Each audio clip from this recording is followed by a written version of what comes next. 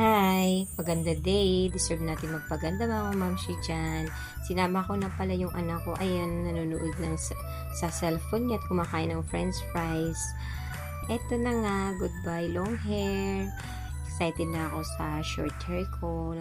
Kasi ang init ng panahon ngayon, mas bagay maiksi. Ayan na, binabad na siya. Minsan, mag-invest tayo sa sarili natin para naman kahit anong pagod, pag nakikita natin yung sarili natin sa salamin, naiibsan naman yung mga pagod natin, mga momshi, ba? Diba? Ayan na, excited na ako. Pinakulayan ko na rin siya. Yung kulay na kulay talaga para naman sulit yung bayad, char. Diba?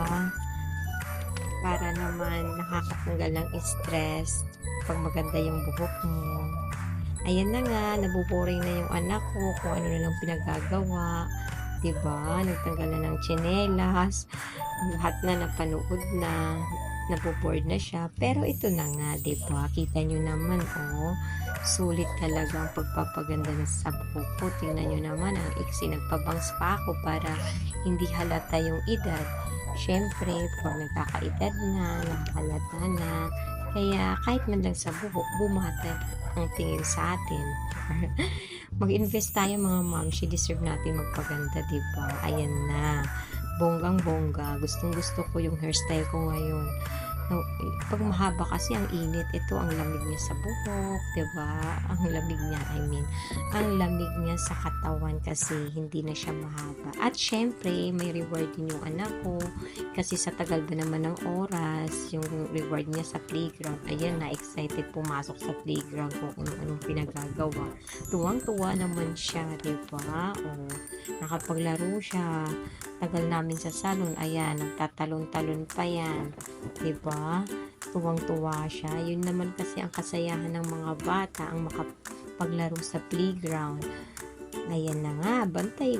Siyempre, bantay-bantay rin sa anak. Baka mapilayan. Diba? Fresh na fresh na. Ayan na nga, oh. Diba? Titignan ko talaga yung anak ko kasi minsan pwede mapilayan. At ayan na, nakita niya, oh, yung isang bata kasi nagkaintindihan sila, parihas silang nag-i-English. Kaya ayun, nagkasundo yung dalawa kung ano-anong pinagagawa. Pero yung anak ko, 4 years old pa lang yan. Yung isa, 6 years old. Malaki lang talaga yung anak ko. Ewan ko ba, siguro nagmana sa daddy. Buti na lang hindi nagmana sa akin.